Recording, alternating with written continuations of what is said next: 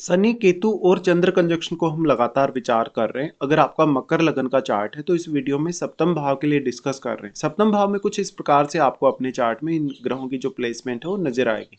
यहाँ पे शनि और केतु मिलकर वैराग्य योग या वैराग्य युति बना रहे हैं और चंद्रमा यहाँ पर अपने ही घर में है। शनि चंद्रमा के साथ मिलकर विष दोष का भी निर्माण कर रहे हैं। दूसरी तरफ केतु और चंद्र के कंजक्शन को देखा जाए तो यहाँ ये ग्रहण दोष भी बन रहा है। ऐसा कंजक्शन है तो आपका जो जीवन साथी है उसको अंडरस्टैंड करने में आपको काफी परेशानी हो सकती है। आपका जीवन साथी थोड़ा अजीब व्यवहार करने वाला हो सकता है, काफी ज्यादा गुस्सैल हो सकता है, बहुत ज्यादा इमोशनल हो सकता है। हालांकि आप अगर इस कंजक्शन के होते हुए जितना ज्यादा प्रैक्टिकल रहेंगे अपने रिश्तों को लेके, अपने निर्णयों को लेके, उतना ही आपके लिए अच्छा भी होगा। इस कंजक्शन की वजह से जातक को ज्यादातर कार्यों में देरी हो सकती है। जातक को कोई भी प्रकार की प्लानिंग करने, सोचने, विचार करने में काफी ज्यादा कठिनाई का सामना करना पड़ेगा। ऐसा कंजक्शन है तो वैवाहिक तौर पे आप बहुत जल्दी अपने पार्टनर से डिटेच हो जाते हैं। इवन अगर आप कोई बिजनेस वगैरह भी करते हैं तो बिजनेस से रिलेटेड भी आप कोई बहुत बड़ी रिस्क नहीं ले पाते। अगर मान लो यहाँ पे आपके शनि वक्री हो गए, वक्री होने के केस में फिर शनि का जो मूवमेंट है वो आपके सिक्स्थ हाउस की तरफ होगा और केतु का भी ऑलरेडी मूवमेंट आपके सिक्स्थ हाउस की तरफ है। तो फिर आपको देखना पड़ेगा कि यहाँ शनि या केतु में से क्या कोई छठे घर के बहुत ज्यादा क्लोज है। अगर क्लोज है तो फिर छठे घर के जितने भी आपके कार्य हैं, छठे घर के जितने भी आपकी क्रियाएं हैं, उन पर भी इनका असर पड़े बिना नहीं रह सकता। शनि वक्री होने की स्थिति में आपका जीवन साथी और आपको पूर्ण रूप से वैराग्य की तरफ ये कंजक्शन ले जा सकता है, जहां पर आपकी मैरिड लाइफ, इवन सेपरेशन जैसी स्थिति, डिवोर्स जैसी स्थिति, ये सब आपको सामना करना पड़ सकता है। और शनि का वक्री होना कुछ हद तक जीवन साथी के साथ काफी ज्यादा कॉन्फ्लिक्ट दे सकता है, विवाद दे सकता है, या जो प्रॉपर्टी रिलेटेड जैसे झगड़े हैं या परिवार को लेकर कुछ कठिनाइयां दे सकते हैं। चंद्रमा यहाँ अपने ही घर के स्वामी है, लेकिन क्योंकि चंद्रमा काफी सॉफ्ट है तो वो शनि से भी काफी प्रभावित होंगे और केतु से भी। हालांकि शनि से चंद्रमा के प्रभावित होने और केतु से चंद्रमा के प्रभावित होने में बहुत बड़ा फर्क भी है। नॉर्मली जब हम शनि चंद्र कंजक्शन की बात करते हैं या शनि चंद्र की बात करते हैं तो ऐसे कंजक्शन में जातक बहुत लंबे समय तक विचार करता है, सोचता है, और लेकिन वो कोई भी फाइनल फैसले तक पहुंचते पहुंचते बहुत ज्यादा समय लगा सकता है। यहाँ भी ऐसा ही है। ये घर क्योंकि चंद्रमा का है इसलिए आपको और भी ज्यादा ओवर थिंकिंग का सामना करना पड़ेगा, सामान्य तौर से भी ज्यादा। ऐसे केस में आपको काफी ज्यादा डिले हो सकता है निर्णय लेने, सोचने, विचार करने या अपने फाइनल डिसीजन तक पहुंचते पहुंचते। ऐसे केस में फिर आपको देखना पड़ेगा कि कोई अन्य प्लैनेट का यहाँ प्रभाव है, जैसे बृहस्पति जैसे ग्रह का अगर प्रभाव हो तो आपको कुछ हद तक इस कंजक्शन का ज्यादा फायदा मिल सकता है। हालांकि फिर भी ये रिश्तों के लिए उतना अच्छा कंजक्शन नहीं माना जा सकता। अब क्योंकि यहाँ चंद्रमा के गुण ज्यादा हैं, चंद्रमा का कारकत्व यहाँ ज्यादा इफेक्टिव है, बट क्योंकि शनि और केतु चंद्रमा को काफी प्रभावित कर रहे हैं इसलिए आपको जो भी सोचना है, जो भी विचार करना है, उसमें आपको डिसिप्लिन को फॉलो करना पड़ेगा। आपको एक पर्टिकुलर एक टाइम पीरियड को फॉलो करना पड़ेगा, या आपको काफी सारे रेस्ट्रिक्शंस उठाने पड़ेंगे, आपको काफी ज्यादा विलंब भी होगा। ऐसे केस में शनि चंद्र कंजक्शन जब भी हो तो जातक लेट तक निर्णय लेता है। हालांकि वो निर्णय लेता जरूर है और लास्ट में हो सकता है उसका निर्णय कभी कभी गलत भी हो, लेकिन ज्यादातर केसेस में ऐसा जातक किसी भी विषय में बहुत ज्यादा गहराई तक जा सकता है, गहराई से जाके विचार कर सकता है या सीख सकता है, समझ सकता है। लेकिन वो पब्लिकली सामने आने में कहीं ना कहीं काफी ज्यादा झिझकेगा और थोड़ा इंट्रोवर्ट टाइप का होगा। बट जब हम केतु चंद्र कंजक्शन की बात करते हैं तो यहाँ स्थिति काफी डिफरेंट होगी, क्योंकि ऑलरेडी आपको पता है कि केतु आपके सप्तम भाव की एनर्जी को अपने आप में समाहित कर रहे हैं या वो एब्जॉर्ब कर रहे हैं सप्तम भाव की एनर्जी को। अब इस प्रकार की स्थिति में जब भी ये कंजक्शन बनता है तो चंद्रमा की एनर्जी को केतु एब्जॉर्ब करते हैं, जिससे व्यक्ति भावनात्मक तौर पे, इमोशनल तौर पे, या कहीं ना कहीं जो भी आपकी फीलिंग्स है उनके तौर पे आप डिटेच हो जाते हैं खुद से। तो आप फैसले नहीं ले पाते, फैसले नहीं ले पाते तो फिर आप कहीं ना कहीं कोई भी कड़ा कदम भी नहीं उठा पाते, बहुत ज़्यादा समय भी लगाते हैं। इसके बावजूद भी क्योंकि आप अपने फीलिंग से ही डिटेच हो गए तो आपके लिए सोचना काफ़ी मुश्किल हो जाएगा, विचार करना काफ़ी मुश्किल हो जाएगा। ऐसे स्थिति में हालांकि ये कंजक्शन सप्तम भाव में बन रहा है तो जीवन साथी पर इसका सबसे ज्यादा असर आपको दिखेगा। और यही वो दिक्कत है जिसकी वजह से आपको अपने जीवन साथी के इमोशंस, उनकी फीलिंग को समझने में काफी कठिनाई होगी। भले ही आपके लगन में राहु स्थित है और आप बहुत ही ज्यादा चतुर या चालाक व्यक्ति हैं, लेकिन फिर भी अब जो यहाँ पे किसी भी अन्य प्लैनेट का प्रभाव है वो प्लैनेट यहाँ चंद्रमा को सबसे ज्यादा प्रभावित करेगा, और क्योंकि चंद्रमा सप्तमेश है इसलिए उस ग्रह का जो असर है वो जीवन साथी के व्यवहार, उनके सोचने, उनके विचार करने, उनकी थिंकिंग पर बहुत ही ज्यादा गहराई से पड़ने वाला है। यहाँ पे फिर जो अब क्योंकि केतु और चंद्र का जो कंजक्शन बना वो आपके लिए ज्यादा नकारात्मक साबित होगा शनि चंद्र कंजक्शन की तुलना में। तो यहाँ पे आपको देखना पड़ेगा कि अब चंद्रमा पर किस प्लैनेट का प्रभाव ज्यादा है। शनि यहाँ पे लग्नेश और दूसरे घर के लॉर्ड होकर आ रहे हैं। अगर आपके शनि मान लो वक्री बैठे हैं यहाँ पे, तो उस केस में स्वयं को पहचानना, स्वयं को समझना भी के लिए कभी कभी काफी कठिन होगा। और आप एकदम से खोए हुए से रहेंगे, आप बहुत ज्यादा ओवर थिंकिंग करेंगे, लेकिन वो आपके विचारों में, आपके चेहरे पे सामने झलकेगा नहीं। अब शनि यहाँ और भी ज्यादा चैलेंज तब पैदा कर देते हैं जब वो, क्योंकि दूसरे घर के लोड है, तो ऐसे में फैमिली को संभालना, फैमिली से रिलेटेड जिम्मेदारियों को वहन करना आपके लिए काफी ज्यादा कठिन हो जाता है। और वक्री शनि हो अगर आपका सप्तम में, तो और भी ज्यादा दिक्कतें होंगी आपको।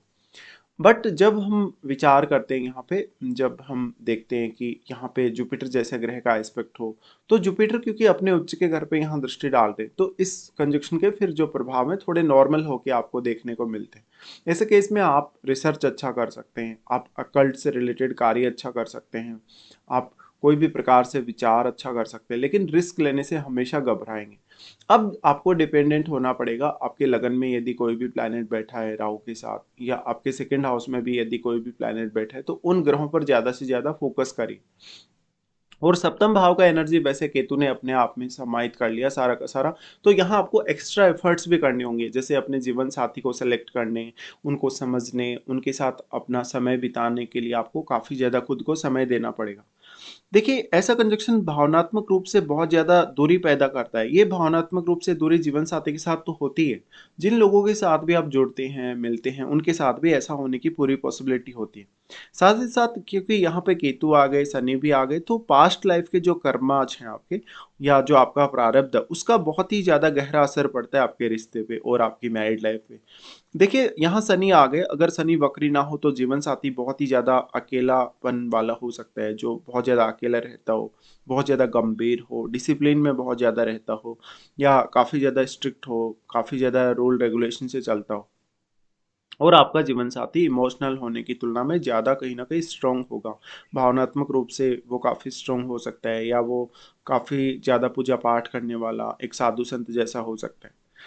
यहाँ पे केतु एक तरीके से भ्रम पैदा करते हैं, आपको भ्रम पैदा करते ही हैं, साथ साथ में अस्थिरता भी देते काफी ज्यादा रिश्तों में। तो ऐसे में केतु पर बहुत ज्यादा ध्यान देने की आपको आवश्यकता है। यहाँ पे अब जो विष दोष बन रहा है उसकी वजह से अक्सर ऐसे जातकों में मानसिक तनाव की स्थिति, बहुत ज्यादा घबराहट या अवसाद जैसी स्थिति, या अकेले अकेले सब कुछ करने की भावना, ये सब मिलती है आपको। और जातक काफी ज्यादा अंतर्मुखी होता है, इवन जो आपका पार्टनर आएगा वो भी काफी अंतर्मुखी टाइप का हो सकता है, जो कि ज्यादातर सामाजिक रूप से एक्टिव होने की तुलना में खुद के साथ ही खुद समय बिताना ज्यादा पसंद करता है। हालांकि ये कंजक्शन आपके जीवन साथी को और आपको सेल्फ डिपेंड बनाने के लिए फिर भी काफी अच्छा माना जा सकता है, लेकिन जब पारिवारिक रिश्तों की बात आती है, मैरिड लाइफ की बात आती है, तो ऐसा कंजक्शन उतना ज्यादा आपको सपोर्ट नहीं कर पाता। ये कंजक्शन की वजह से आपका कुछ फॉरेन कनेक्शन हो सकता है मैरिज के बाद, या तो आपका जो भी पार्टनर है उनका भी कुछ फॉरेन कनेक्शन होने की पॉसिबिलिटी होगी। बट ऐसा जो जीवन साथी है धीरे धीरे वो आपको केतु की तरफ लेकर जाएगा। तो यहाँ पे फिर केतु से रिलेटेड आप किसी काम को चुनते तो ज़्यादा बेहतर कर सकते हैं।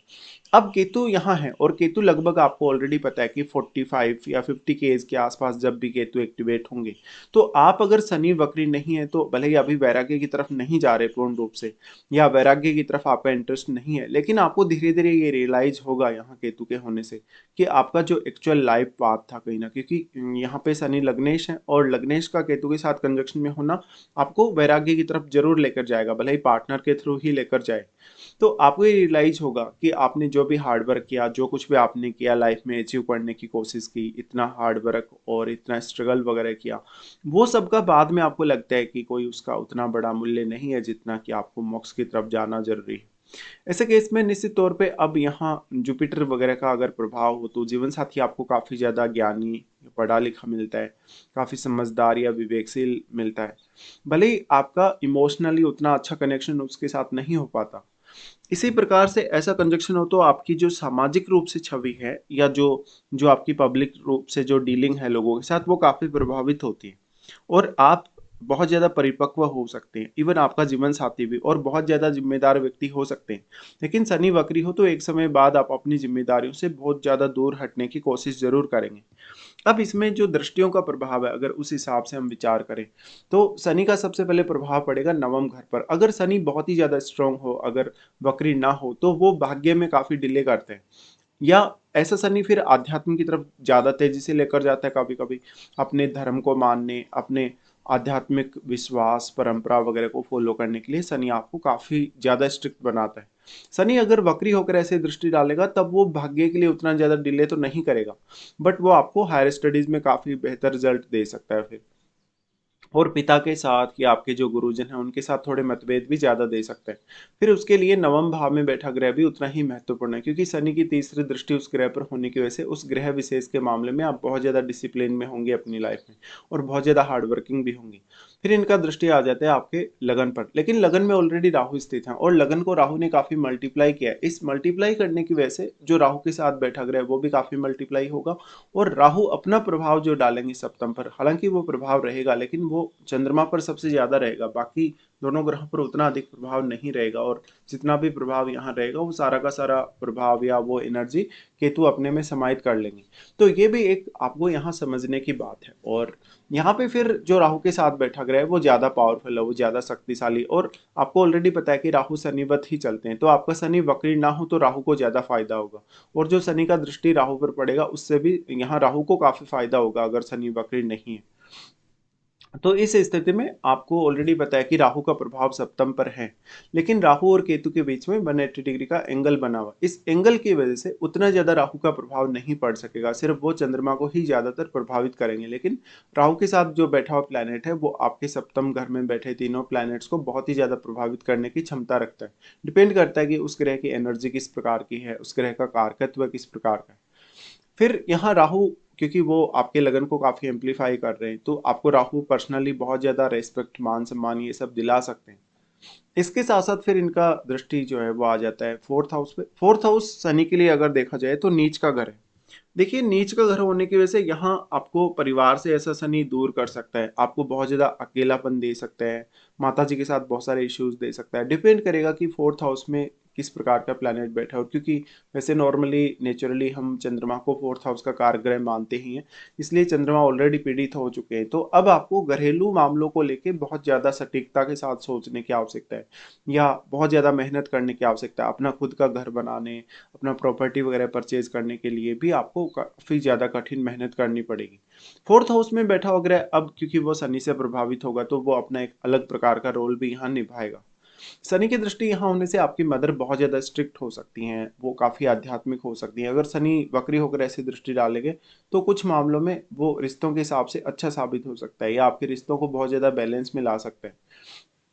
लेकिन भले ही शनि अगर वक्री भी नहीं है आपका, तो वो दूसरों से मान सम्मान पर्याप्त रूप से आपको दिलाता है, दूसरों की नज़रों में आपको काफ़ी अच्छे से लाता है, लेकिन मैरिड लाइफ से आपको बहुत ज़्यादा असंतुष्टि रहेगी।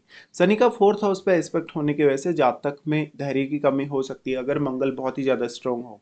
इसी प्रकार से फिर मंगल की प्लेसमेंट काफ़ी मैटर करती है, क्योंकि मंगल जहाँ भी बैठेगा या जिन जिन भाव पर भी अपनी दृष्टि डालेगा उनको वो बहुत ज़्यादा एक्टिवेट करके रखेगा।